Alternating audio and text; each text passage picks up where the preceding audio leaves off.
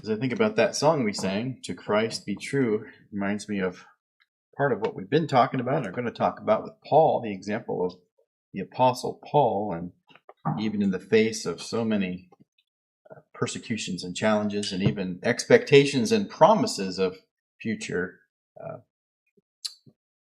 persecutions, he continued on. And that's an example for us, of course, to be true to Christ even in the face of these difficult things.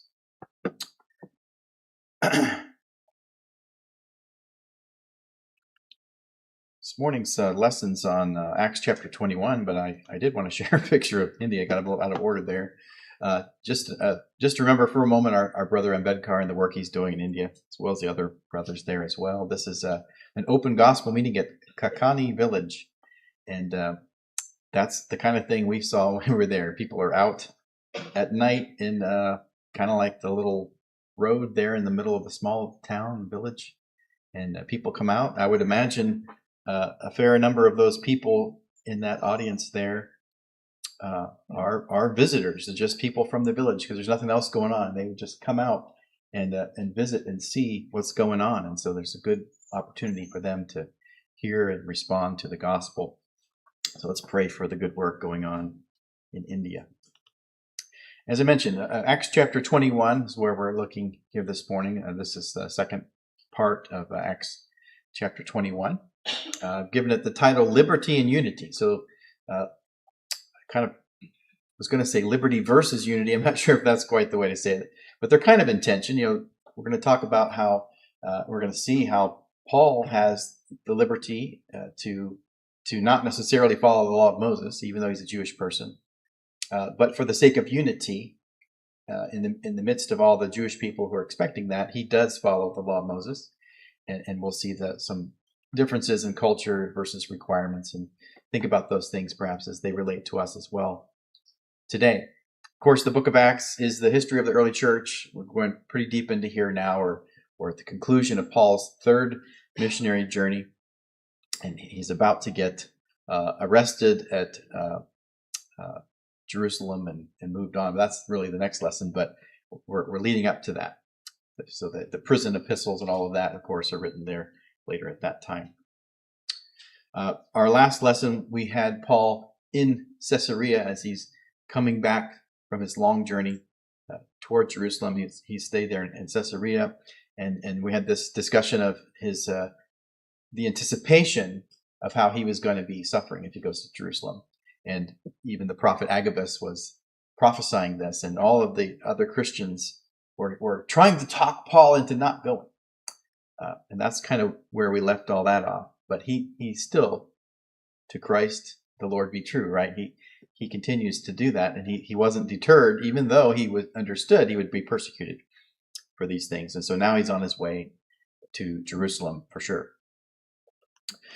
So in this text, we'll see a conflict. We'll see a remedy for that conflict, and then kind of an irony in that. So the conflict there's all these lies about Paul. He's teaching.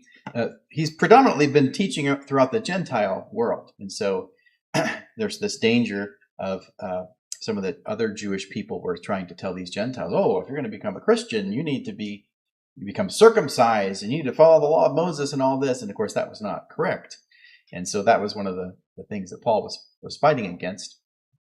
And so there became this misunderstanding among Jewish people back home, you might say, in Jerusalem. Like, oh, well, Paul is saying no one should be circumcised, and the law of Moses is bad, and no one can do that.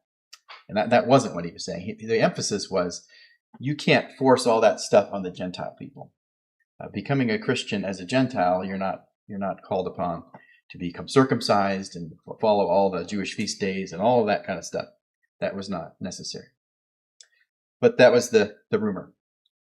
And so the remedy, he's going to demonstrate the truth of this matter. He's going to show, hey, I'm not against those things, and I'm going to participate in these guys with this. They're going to have a Nazirite vow, it seems to be. He's going to participate in helping them finish that. And then the irony is, even though he does all this stuff to try to keep the peace, they get mad anyway. But nevertheless, to Christ the Lord be true. We need to just do the right thing, even in the face of all of that. So let's jump into our text and look at the details here. We'll read from Acts chapter 21, verses 15 through 26, and I'm going to be reading from the Legacy Standard Bible. Now, after these days, we got ready and started on our way up to Jerusalem. And some of the disciples from Caesarea also came with us, taking us to Mnason of Cyprus, an early disciple with whom we were to lodge. And after we arrived in Jerusalem, the brothers welcomed us gladly. And the following day, Paul went in with us to James, and all the elders were present. And after he had greeted them, he began to relate one by one the things which God did among the Gentiles through his ministry. And when they heard it, they began glorifying God.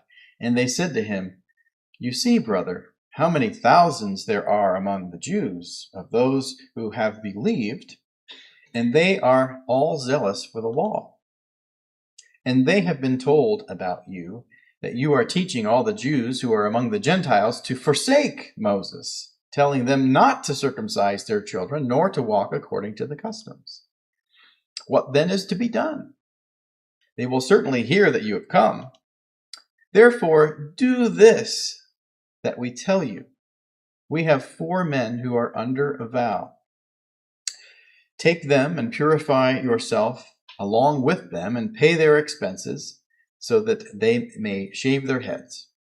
Then all will know that there is nothing to the things which have been told about you, but that you yourself also walk orderly, keeping the law.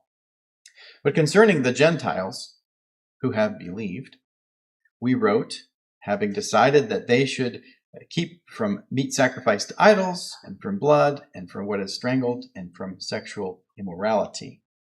Then Paul took the men, and the next day, purifying himself along with them, went into the temple, giving notice of the completion of the days of purification until the sacrifice was offered for each one of them.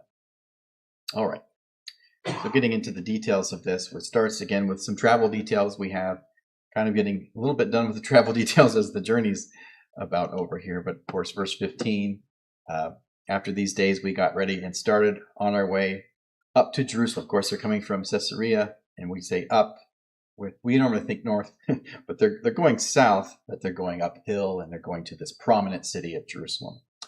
And some of the disciples from Caesarea, where they're coming from, also came with us, taking us to this fellow whose name is hard to pronounce because there's M and an N. I think it's just probably a silent N. Mnason of Cyprus, an early disciple. So this is a Christian. We don't know a lot about him, but he's an early disciple. So this is, Paul's some years later after Jesus and all of this, and this is an early Christian. And so that's the one that they're going to show hospitality. This Mnason guy from Cyprus is going to show them hospitality. So that's an example for us as well. The importance of that in the ancient world is still a value for Christians today. We should show hospitality. So he continues on this travel. He goes to verse 17. And after we arrived in Jerusalem, finally they've arrived here, the brothers welcomed them gladly. So that's good. It's good news.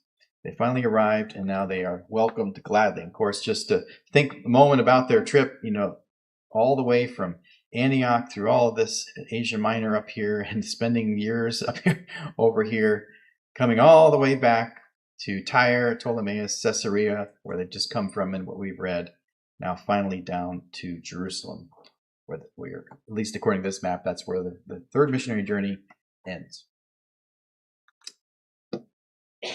So thinking about, again, that title, unity versus, not unity versus, but unity and the conflict we have together. Unity and liberty, I guess is what I'm trying to say. Thinking about the unity and the welcome. Verse 18. In the following day, Paul went in with us to James. Of course, when there's that us, we know Luke wrote this, and so Luke is part of the us. And we also remember all these men were traveling from all these different places and bringing that gift. It's not really mentioned here, but all of these other mostly Gentile congregations recognized the needy saints in Jerusalem, and they sent these gifts there. So that's sort of in the background here as well. They're presenting the gifts from these churches. So all the elders were present. James, of course, James, if you just think casually, you might think, oh, Peter, Andrew, James, and John, right? Here's one of the apostles. This is not one of the apostles. James, the apostle, was killed by Herod back in Acts chapter 12.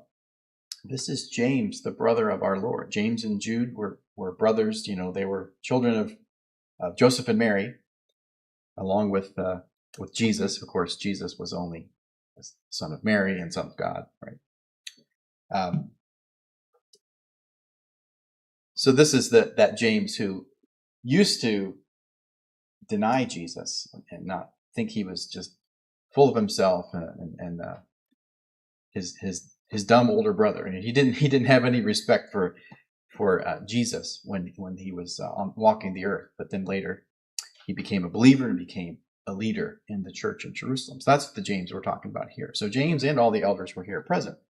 And after he had greeted them, he began to relate one by one the things which God did among the Gentiles. So again, he probably talked about that map and all these different cities and all of these different good things where there was hardship, and then people actually, their hearts melted and they turned away from idols and they followed God. And so all of those good things that went on with Paul's ministry in those Gentile areas. So that's good. They're welcoming him. He's telling them about the report, probably presenting all of these gifts as well. You know, all these congregations are so generous. They know that you have a hardship and they brought funds to help you. But then we see some threat, some unity is being threatened here. And we have the conflict, this rumor that we talked about how Paul is banning the Jewish customs. You cannot, as Jewish people, follow your Jewish customs. That's not what he was teaching, but that's what people thought. There in verses 20 and 21, and when they heard his report about all of his ministry, they were glorifying God. You know, that's great. All that you did with the Gentiles, that's great. And they said, you see, brother, how many thousands there are among the Jews of those who have believed. So the Jews of those who have believed, Jewish Christians, right? That's what he's talking about. They have believed on Christ. They've obeyed the gospel. They're following Christ, but they're Jews. Those Jews who have believed, and they are all zealous for the law. You know, they've lived that their whole life, and there's still those customs. And that this is their perspective. Verse 21, and they have been told about you, Paul, that you are teaching all the Jews who are among the Gentiles to forsake Moses. That was not what he was teaching. He was teaching for the Gentiles out there to not become Jews and be circumcised and follow the law of Moses. But he's being accused of teaching the Jews out there in the Gentile world to forsake Moses and all of that. Telling them not to circumcise their children nor to walk according to the customs. So these are false accusations. There's sort of a grain of truth to it. They're like, oh, yeah, he was saying that for the Gentiles. But kind of confusing matters here. So then there's this question, well, what do we do about this? What do I do about this bad rumor that's going on? Verse 22, what then is to be done? They will certainly hear that you have come.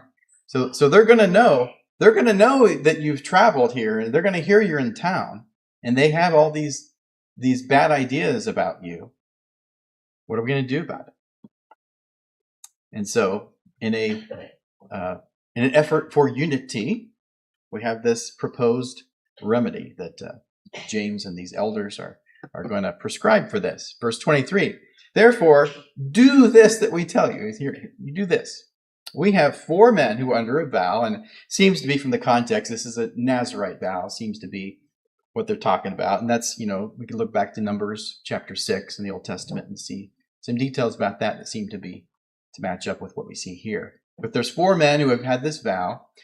Verse 24, take them and purify yourself along with them and pay their expenses so that they may shave their heads.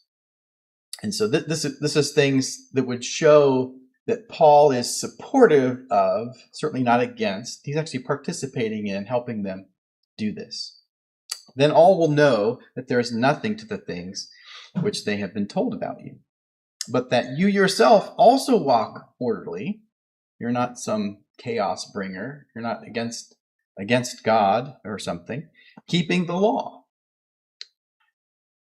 Now that's a little bit interesting, thinking Paul's keeping the law.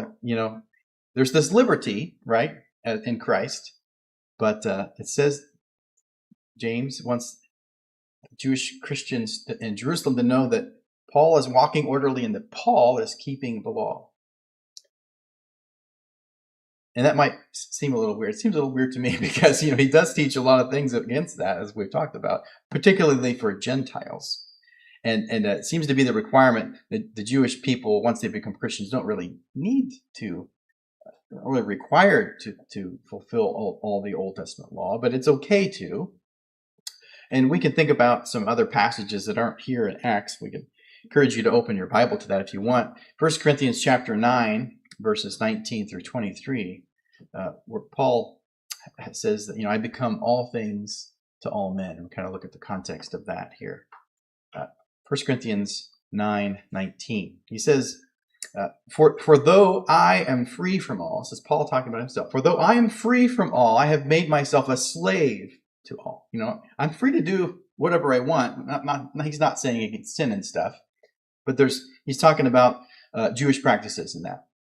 I'm free, but I've made myself a slave in order to be able to help others so that I may win more. He wants his whole motivation is to further the gospel, to bring more people to Christ. So whatever it takes, he's not going to plant a flag on his liberty. Well, I'm allowed to do this, and I don't care what you think, and if you don't like it, you can walk out here.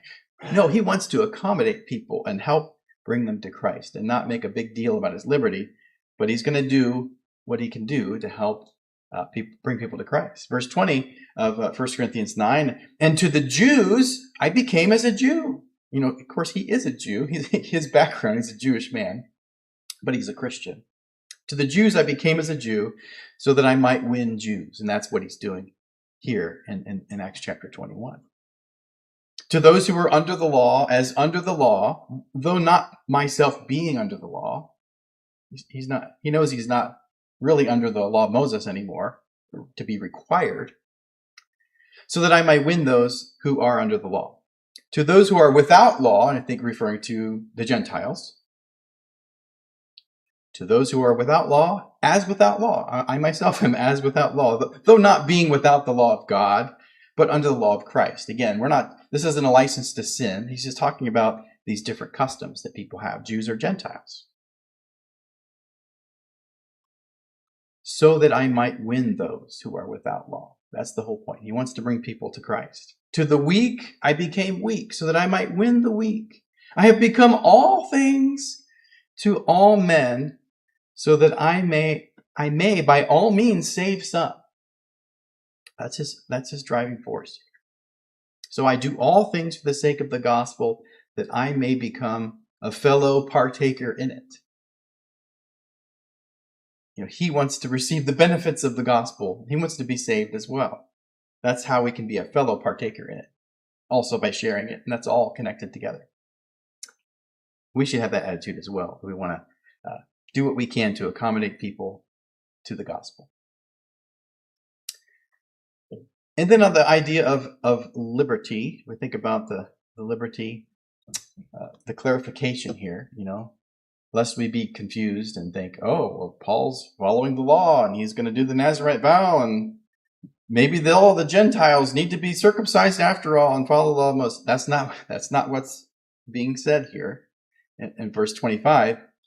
But concerning the Gentiles who have believed, we wrote, this is James talking about how they had written this letter back in Acts chapter 15. We wrote, having decided that they should keep from meat sacrificed to idols, and from blood, and from what is strangled, and from sexual immorality. And this letter was written back in Acts chapter 15, verses 23 through 29. You can read the longer letter, but the whole context of that was this controversy of, well, well, now that Gentiles have been accepted by God to become Christians, do they need to be circumcised, and do they need to follow the law of Moses? And the answer was no. But let's write this letter that, but you need to focus on these things as Gentile converts. These are some things that you were caught up in, maybe with your idol worship in your past. You got to put all that stuff away. Maybe sexual immorality was part of your culture, but you're in the culture of Christians now, and you need to put these things away and follow Christ. We can also think about Romans chapter 14 when we think about this Jew versus Gentile cultural difference thing. Basically, it's okay to have different customs. It seems to be the lesson that Paul's teaching in Romans chapter 14. If you look at, turn in your Bible to Romans chapter 14, verses 4 through 10, it says there, of these Christians who were kind of judging each other about the differences. They shouldn't have been. He says, "Who are you to judge the servant of another?" This fellow Christian that's different than you, they're not your slave. They're the servant of God. Who are you to judge them? To his own master he stands or falls, and he will stand, for the Lord is able to make him stand. One person judges one day above another, and probably a reference to like a Jewish person who would, certain Jewish feast days and Sabbath day. There's different days that are important to them that a Gentile person wouldn't care about that. So another person judges every day alike. Each person must be fully convinced in his own mind. He who regards the day regards it for the Lord. And he who eats for the Lord, and he gives thanks to the Lord. And he who does not eat, for he does not eat and gives thanks to the Lord. Part of the discussion was, well, should you abstain from certain foods? And again, for religious reasons or cultural reasons or this sort of thing that aren't really prescribed for Christians today. But people have different opinions on those things. Well, do what you think's right on that stuff, but don't judge other people about it. For verse 7, for not one of us lives to himself, and not one dies for himself. For if we live for the Lord. If we die for the Lord. Therefore, whether we live or die, we are the Lord's. For to this end Christ died and lived again, so that he might be Lord of both the dead and the living. But you, why do you judge your brother? Or you again, why do you view your brother with contempt? For we will all stand before the judgment seat of God. And so the lesson is we need to be mindful to not be caught up in these things that may divide us, that aren't really book, chapter, verse kind of things. Like one example we might think about, maybe if you're a different part of the United States or a different country, maybe some parts in the South would see a guy standing up here with a short sleeve shirt and no tie and no suit jacket, and how can you have that? What kind of sinful, horrible thing is that? Because the cultural norm in the southern United States is that's frowned upon, and maybe even different generations, some of the older generations maybe, well, yeah, that's right. And some of the younger generations are like, well, what are you talking about? I'm not familiar with that. These are just opinions, and it's okay. And we should accommodate each other. Like if I were to travel down south to a place that feels really strongly about that, and I'm just going to wear my short sleeve shirt and I don't need to wear a tie just to be a jerk about it. That's not the attitude Paul's teaching here. We would want to accommodate and it doesn't really matter. So let me give up my liberty and let's focus on unity so that we can win people to Christ. Things like that today. We should have the same attitude that Paul had, attitude of unity and giving up our liberty.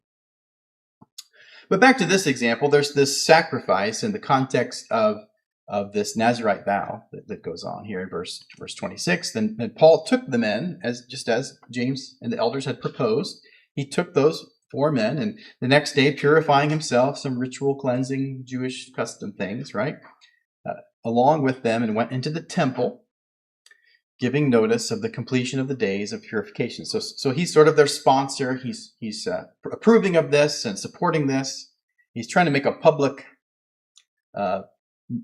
display, not to be a show off, but this is just a custom that people would do. And hey, he's part of that. He's doing that. Lest there be any confusion with this false rumor about Paul hating Jewish customs. Look, he's participating in this. And up until the sacrifice was offered for each of them, did all these things. Peace and unity. So everything's great now. And we didn't really read as far as the next point's going to come from here, but know that the unity is broken anyway. So the irony, and kind of a spoiler alert, because it's going to tie into the next lesson, Lord willing. Verses 27 through 28 goes on here. Now, when the 7 days were almost over, and I think that's the 7 days of this process of this completing the vow and all of that, the ritual cleansing and sacrifice and all that. When the 7 days were almost over, the Jews from Asia, and this is probably a reference to, all the places Paul had been and the Jewish people were following him and persecuting him and causing trouble. Well, they followed him to Jerusalem, it seems like now. They were, upon noticing him in the temple, oh, this is Paul that we hate from Asia. They began to throw all the crowd into confusion and laid hands on him and arrested him, kind of grabbed him to beat him up kind of thing here. Crying out, men of Israel, help! They're grabbing Paul. Hey, help! Help all you fellow Jewish people.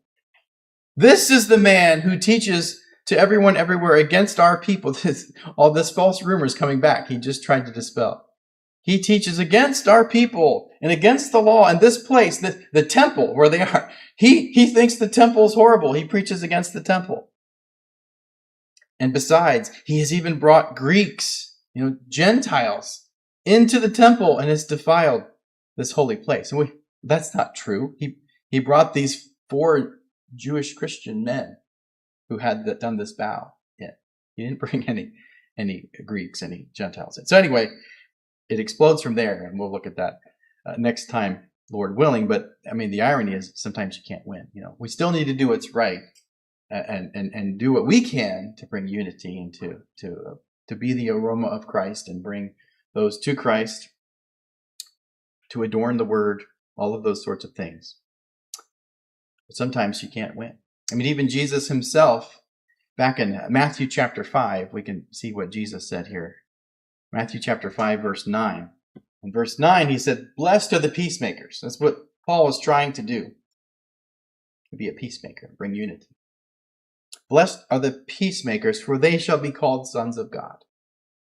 And then in verse 10, he said, blessed are those who have been persecuted for the sake of righteousness, for theirs is the kingdom of heaven. And so we see Paul embodying both of these. He's being this peacemaker, but even in being the peacemaker, he brought all these funds to help the needy saints in Jerusalem, and he went out of his way to dispel this false rumor about him being against the law of Moses and the temple and all this. But he became the persecuted. He became persecuted despite all of that. So don't be discouraged, even if you're trying to do what's right and run into all these sorts of troubles today as well. So we've looked at, in this case, the conflict with Paul, those lies about Paul, his attempt at a remedy to demonstrate the truth. These are false rumors. Look, I'm not against these Jewish customs for Jewish people. I will participate in it, to show you. But then the irony is everybody gets mad anyway, and it blows up. He ultimately gets, arrested and imprisoned and all this kind of stuff that goes on. But we need to keep on keeping on. We need to stand for Christ and be partakers in the gospel. So I've pulled that as our verse that I referred to in 1 Corinthians 9. That's a little bit of an aside there as the sort of an invitation verse for us to think about.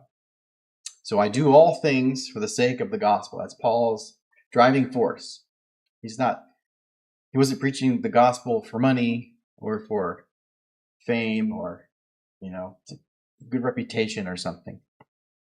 He shared the gospel for the gospel, to share it with God, the good news with others so they could be reconciled to God. So that I may become a fellow partaker of it. So he's partaking of it in that he's sharing it, but he's also benefiting from the gospel.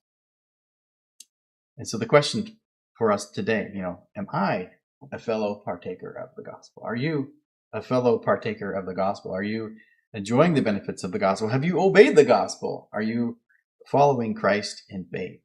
Have you been buried with him in baptism? Are you risen to walk in newness of life? And are you continuing to walk faithful for him? Are you sharing the gospel? Are we fulfilling the Great Commission and the opportunities we have as we interact with people? Are we living the life we should? We encourage you to do that. If there's anything you need to change in your life, we encourage you to do that even while we share this song together here in a moment, which says there's a great day coming. What we're talking about is Judgment Day. Christ returns. And it's verse 1 talks about being a great day. And verse 2 talks about being a bright day. And then verse 3 talks about being a sad day. It's a sad day if you're not right with God. But if we're right with God, we're looking for and hastening the coming of the Lord. Won't you do that while we stand and sing?